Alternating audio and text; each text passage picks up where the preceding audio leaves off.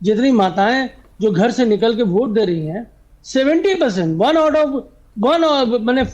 Of 10 नहीं, 4 out of 5 people, उन्होंने ममता दीदी का नाम लिया, ममता बनर्जी का नाम लिया।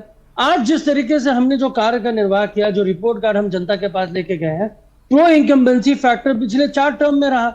हमने 2011 में जो वोट पाए उससे ज्यादा 2016 में पाए, 2016 से जो है 19 में हमने परसेंटेज ऑफ वोट हमारा बढ़ा, 2024 में तो हमने 2021 में हम उससे ज्यादा आए, 2024 में हमने उसको भी पार लगा दिया।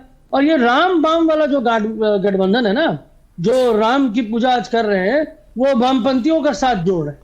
तो आज वामपंथियों का जो वी कर्व है, वोट यहां से गिरा और यहां बढ़ गया, ये पूरे देश ने देखा है। इन्होंने एनालिसिस भी करी है। यानी आप कह रहे हैं कि महिला भी आपके साथ इंटैक्ट है, मुस्लिम भी आपके साथ इंटैक्ट है, भद्रलोक भी आपके साथ इंटैक्ट है, तो 2M और कोलकाता का भद्रलोक मिलकर आपको एक बार फिर सत्ता की कुर्सी पर पहुंचाने वाले हैं।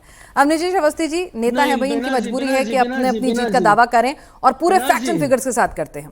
लेकिन अब हम थोड़े डेटा पे बात कर लेते हैं, क्योंकि ultimately it's the number which will reflect on the screen और वही सत्ता बनाएंगे। बीजेपी कहां से लाएगी ये नंबर? एक तरीका, एक मतुआ डोमिनेंस जो सीटें हैं, मैं अभी स्क्रीन पर वो डेटा भी आपको दिखाऊंगी कि बंगाल में मतुआ डोमिनेंस सीटें जो हैं 30 हैं, उसमें से 17 टीएमसी के खाते में गई थी, बीजेपी के खाते में 13 गई थी। अब भाई बीजेपी ने बड़े बड़े वादे किए थे उनसे, पर उनके तो वोट कट गए, वहां नाराजगी है। तो हालांकि बाद में स्पेशल कैंप लगा, सब कुछ हुआ, लेकिन क्या वाकई में आपको लगता है कि ये जो 13 का नंबर है, ये यहां पर 10 का कम से कम इजाफा होगा? पिनाज, इस बार के चुनाव का जो टेक अवे है वो क्या है? क्या?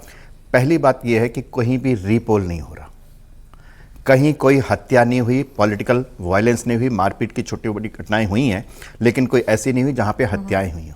ये है वास्तव में लोकतंत्र।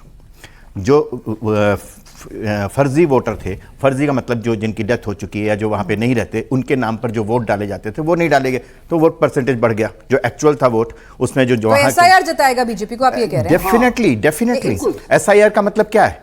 आप यहां पे लोग कहते हैं कि अगर एक आदमी भी है, उसको अगर वो यहां का नागरिक है, उसको वोट देने का अधिकार नहीं मिला, तो ये गलत है लोकतंत्र। मैं ये कहता हूं कि अगर एक आदमी छापा नहीं पड़ा और उसकी वजह से जीते, एक आदमी भी, एक पिनाज, मैं अपनी बात नहीं, पर मैं मतुआ वोट पे आना चाह रही थी, मैं उसी पे आ रहा हूं। मैं दूसरी बात यह कि अगर एक आदमी भी ऐसा है यहां पर जो यहां का भारत का नागरिक नहीं है और भारत के लोकतंत्र में अपना हिस्सा वोट देता है, तो भारत की राजनीति में यह निश्चित रूप से हस्तक्षेप है उसका, और किसी विदेशी का हस्तक्षेप नहीं चाहिए। पार्टियों ने भरपूर उठाया। मैं अभी आपसे, क्योंकि आप राजनीतिक विश्लेषक हैं, मैं डेटा की बात कर रही हूं।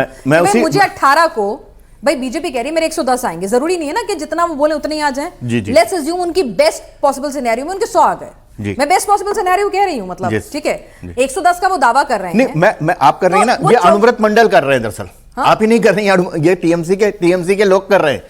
ये विश्लेषण टीएमसी के कैंडिडेट कर रहे हैं वहां पर।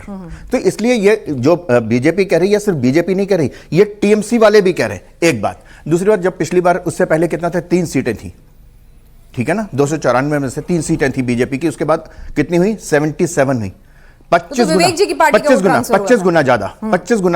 गुना बढ़ोतरी हुई। तो आपको लगता है कि 25 गुना बढ़ोतरी हुई, क्या अभी दुगनी नहीं हो सकती? क्या सिर्फ 77 की दुगनी नहीं हो सकती क्या? सब 25 गुना की जो बढ़ोतरी थी ना, उसका 75% फर्स्ट फेज की सीटों से आया था। इस बार मैं वही कह रहा हूं, 142 में से वही एग्जैक्टली मैं कह रहा हूं, इसीलिए मैं कह रहा हूं, इसीलिए मैं डबल कर दूं, मैं तो 100% देने को तैयार हूं। चलिए 18 का 36 कर दूं। मैं 77 की सिर्फ डबल ही तो करनी है। 77 की डबल, अगर वहां से आप 110 लेके आ रहे हैं, मैं सिंपल से कह रही हूं 110 आप कह रहे हैं, तो यहां से कितनी चाहिए? 35 तो चाहिए। अच्छा, 40 तो चाहिए सिर्फ। 142 में से क्या 40 नहीं आएंगे क्या? कहां से? मतुआ डोमिनेंस दूसरे वाले में से, जो दूसरा, जो सेकंड फेज है ना।